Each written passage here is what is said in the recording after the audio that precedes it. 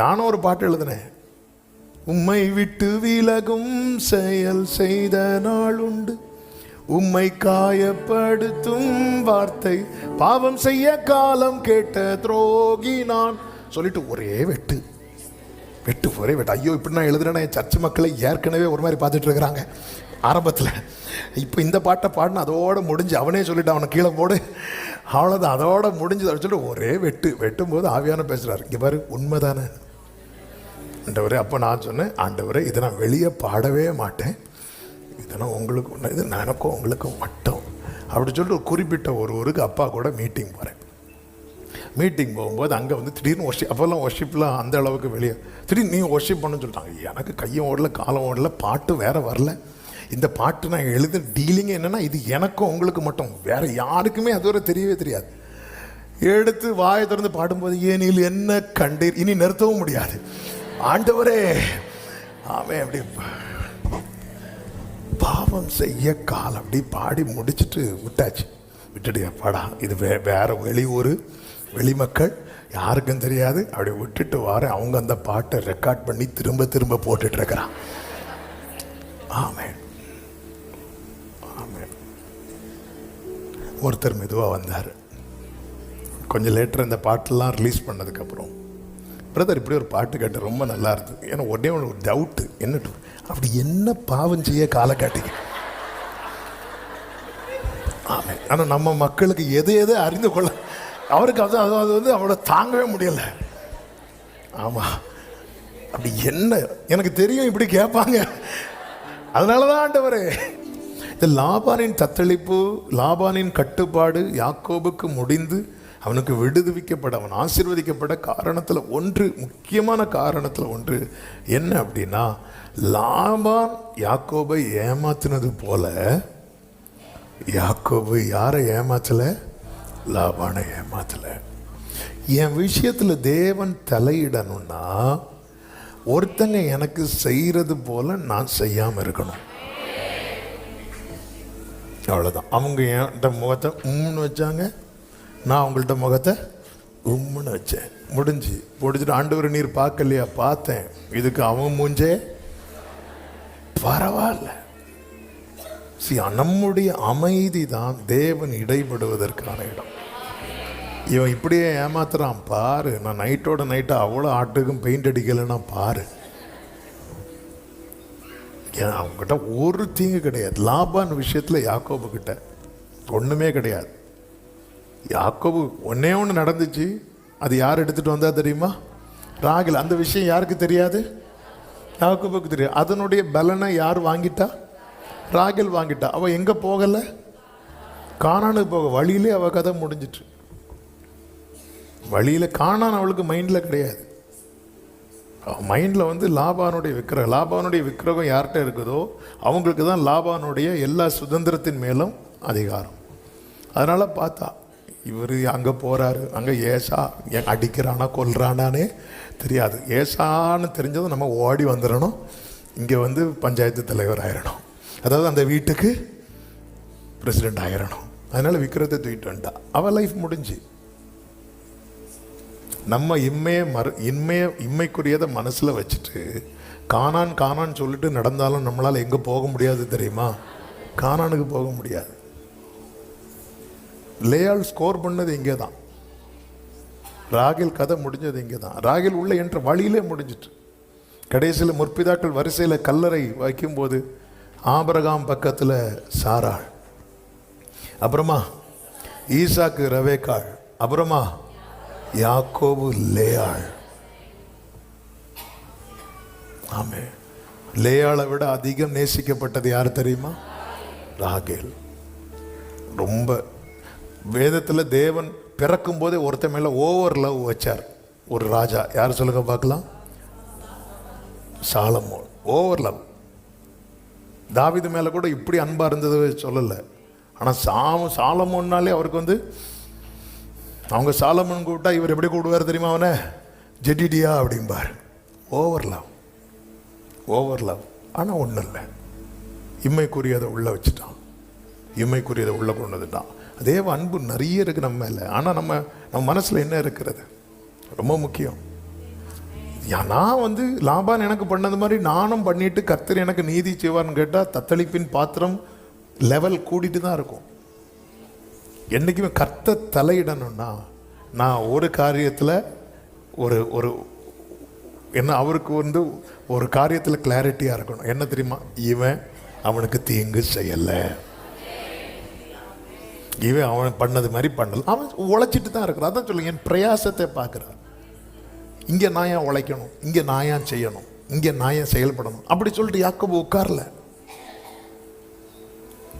ஏன் அப்போ நமக்கு நீங்கள் ஏன் இப்படி பண்ணுறீங்கன்னு கேட்டு நான் ஒரு நியாயம் சொல்கிறேன் தெரியுமா, இதுதான் தேவனுக்கு பிடிக்காது.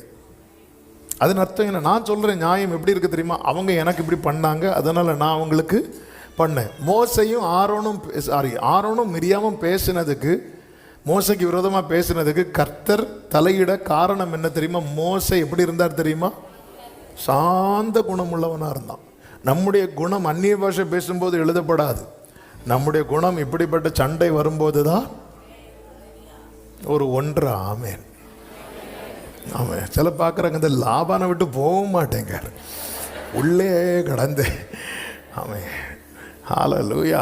இது ரொம்ப முக்கியம், ரொம்ப முக்கியம். அவங்க இப்படி பண்ணாங்க, நான் இப்படி பண்ணேன். அப்போ நம்ம என்ன பண்ணுறோம்? நியாயப்படுத்துகிறோம். நம்ம நியாயப்படுத்த தேவன் தலையிடவே மாட்டார், தலையிடவே மாட்டார்.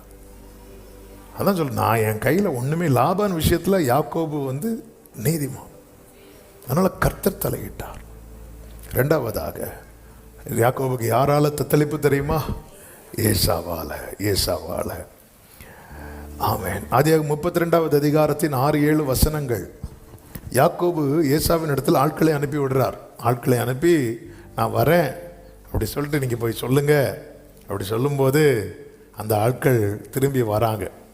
திரும்பி வந்து யாக்கோபிட்ட சொல்கிறாங்க, நாங்கள் உம்முடைய சகோதரனாகிய ஏசாவின் இடத்துக்கு போய் வந்தோம், அவரும் 400 பேரோடு கூட உம்மை எதிர்கொள்ள வருகிறார். இப்போ ஒரு கேள்வி கேட்குறேன், 400 பேரோடு கூட ஏசா வாரானா, சமாதானத்துக்கு வாரானா, சண்டைக்கு வாரானா? என்னது? யாக்கோபு வாரானா? இன்னும் வாரேன். ஆமென். 400 பேரோடு கூட வாரானா 100% எதுக்கு தான் வாரான்? சண்டைக்கு தான் வரான். அப்பொழுது யாக்கோபு மிகவும் பயந்து என்று சொல்லப்பட்டிருக்கிறது, வியாகுலப்பட்டு என்று சொல்லப்பட்டிருக்கிறது. அப்போ இந்த தத்தளிப்புக்கு காரணம் என்ன தெரியுமா? இந்த தத்தளிப்புக்கு காரணம் என்ன? 20 ஆண்டுகளுக்கு முன்னாக யாக்கோபு செய்த ஒரு செயல். இதை வந்து நம்ம லாங்குவேஜில் சொல்லணும்னா கடந்த கால பாவம். நல்லா புரிந்து கொள்ளுங்க. இவன் இந்த ஏன் அப்போ 20 வருஷத்துக்கு முன்னாடி உள்ள பிரச்சனை திருப்பி வந்து நிற்குமா? நிற்கும். யாருக்கு தெரியுமா? அந்த பிரச்சனையை சால்வ் பண்ணாம வராங்க தெரியுமா? பைபிள் என்ன சொல்லுது? பாவத்தை மன்னிப்பார், ஆனா அந்த பாவம் மன்னிப்பு எனக்கு கிடைக்கிறதுக்கு நான் செய்ய வேண்டிய ஒரு கிரியை இருக்கிறது. என்ன தெரியுமா? தன் பாவங்களை மறைக்கிறவன். இந்த ஏசா முதல்ல யார்கிட்ட மறைச்சான் சொல்லுங்க? யார்கிட்ட மறைச்சான்? முதல்ல ஈசா கிட்ட. அடுத்து யார்கிட்ட மறைச்சான்? ரெபேக்கா தான் ஆளு.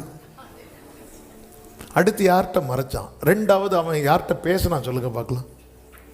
கர்த்தர்கிட்ட பேசினான்ல, அந்த இடத்துல அவன் சொன்னான் அதை இல்லை, மறைச்சிட்டு ஓடிட்டான். 20 இயர்ஸ் ஆச்சு. எனக்கு ஒரு பிரச்சனை எப்போ சால்வ் ஆகும் தெரியுமா? தன் பாவங்களை மறைக்கிறவன் வாழ்வடைய மாட்டான், அவற்றை அறிக்கை செய்து விட்டு விடுகிறவன் இரக்கம் பெறுவான். இப்போ யாக்கோபு என்னைக்குமே புரிஞ்சுக்கோங்க, ஒரு பிரச்சனையை சால்வ் பண்ணாமல் நம்ம எவ்வளவு தூரம் ஓடினாலும், எத்தனை வருடம் ஆனாலும், அது ஒரு நாள் ஏசா மாதிரி நமக்கு முன்னாடி வந்து நிற்கும். ஆனால் நிற்கும் போது ஒருத்தனா நிற்காது, 400 பேரை வந்து நிற்கும். நம்ம என்ன நினைக்கிறோம்? இந்த இடத்துல பிரச்சனை பண்ணிட்டு ஷிஃப்ட் ஆகி இன்னொரு இடத்துக்கு போயிடலாம். அந்த சர்ச்சில் பிரச்சனை பண்ணிட்டு இங்கே கூட்டத்தோட கூட்டமாக வந்து, நான் உங்களை சொல்லலை, அப்படி உங்களுக்கு இவர் நம்மளை தான் சொல்கிறார், பாஸ்டர் போட்டு விட்டுருப்பார், அப்படி ஃபீல் ஆகுதுன்னா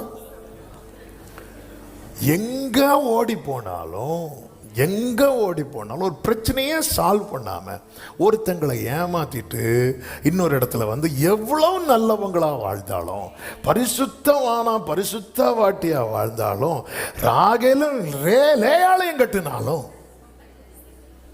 ஒரு நாள் 5 வருஷமானாலும் 10 வருஷமானாலும் 20 வருஷமானாலும் வந்து நிற்பான். தனியா வந்து நிற்க மாட்டான். வட்டியும் அசலும் குட்டியும் சேர்ந்து வந்து நிற்கும். ஆமென். நம்ம என்ன நினைக்கிறோம்? ஊரை விட்டு ஊர் வந்து ரொம்ப நல்லவனா வாழ்ந்து வெள்ளையும் போட்டு பைபிள் எடுத்ததும் எல்லா பிரச்சனையும் அப்படியே காணாம போயிடும் நினைச்சிட்டு இருக்கிறோம்ல. தேவன் அன்புள்ளவர் தான், நல்லா அவர் நீதி உள்ளவர். வேதத்தில் ஒரு வசனம் உண்டு, தேவன் தம்மை பரியாசம் பண்ண ஓட்டார். அதனாலதான் தாவீது சொல்றாரு. ஏன் தாவீது வந்து அவருடைய சின்ன பாவத்தை கூட சங்கீதத்தில் எழுதி வைப்பார். இப்படி ஒரு சங்கீதக்காரன் இதுக்கு முன்னாடியும் கிடையாது, இப்பவும் கிடையாது. ஆமென். ஹல்லேலூயா. நானும் ஒரு பாட்டு எழுதினேன். உம்மை விட்டு விலகும் செயல் செய்த நாள் உண்டு, உம்மை காயப்படுத்தும் வார்த்தை பாவம் செய்ய காலம் கேட்ட துரோகி நான் சொல்லிட்டு ஒரே வெட்டு. ஐயோ, இப்படி நான் எழுதுறேன்னா என் சர்ச்சு மக்களை ஏற்கனவே ஒரு மாதிரி பார்த்துட்டு இருக்கிறாங்க ஆரம்பத்தில். இப்போ இந்த பாட்டை பாடின அதோட முடிஞ்சு, அவனே சொல்லிட்டு அவனை கீழே போடு, அவ்வளோதான், அதோட முடிஞ்சு சொல்லிட்டு ஒரே வெட்டும்போது ஆவியான பேசுகிறாரு. இங்கே பாரு, உண்மைதானே ஆண்டவரே. அப்போ நான் சொன்னேன், ஆண்டவரே இதை நான் வெளியே பாடவே மாட்டேன், இதெல்லாம் உங்களுக்கு ஒன்று, இது எனக்கும் உங்களுக்கும் மட்டும் அப்படி சொல்லிட்டு ஒரு குறிப்பிட்ட ஒரு ஊருக்கு அப்பா கூட மீட்டிங் போகிறேன். மீட்டிங் போகும்போது அங்கே வந்து திடீர்னு அப்போல்லாம் ஒர்ஷிப்லாம் அந்த அளவுக்கு வெளியே திடீர்னு நீ ஒர்ஷிப் பண்ணணும்னு சொல்லிட்டாங்க. எனக்கு கையும் ஓடல காலம் ஓடல, பாட்டு வேறு வரல. இந்த பாட்டு நான் எழுத டீலிங் என்னென்னா இது எனக்கும் உங்களுக்கு மட்டும், வேறு யாருக்குமே அதுவரை தெரியவே தெரியாது. எடுத்து வாயை திறந்து பாடும்போது ஏனில் என்ன கண்டீர், இனி நிறுத்தவும் முடியாது ஆண்டவரே. ஆமே, அப்படி பாவம் செய்ய காலம் அப்படி பாடி முடிச்சுட்டு விட்டுட்டு பாடா, இது வேற வெளிமக்கள் யாருக்கும் தெரியாது, அப்படி விட்டுட்டு வார அவங்க அந்த பாட்டை ரெக்கார்ட் பண்ணி திரும்ப போட்டுட்டு இருக்கிறான். ஆமென். ஆமென். ஒருத்தர் மெதுவாக வந்தார். கொஞ்சம் லேட்டர் இந்த பாட்டெல்லாம் ரிலீஸ் பண்ணதுக்கப்புறம், பிரதர் இப்படி ஒரு பாட்டு கேட்டு ரொம்ப நல்லா இருந்தது. ஏன்னா உடனே ஒரு டவுட்டு, என்ன அப்படி என்ன பாவம் செய்ய காலை காட்டிங்க. ஆமாம். ஆனால் நம்ம மக்களுக்கு எது அறிந்து கொள்ள அவருக்கு அது வந்து அவளை தாங்கவே முடியலை. ஆமாம், அப்படி என்ன எனக்கு தெரியும் இப்படி கேட்பாங்க, அதனால தான் ஆண்டவரே.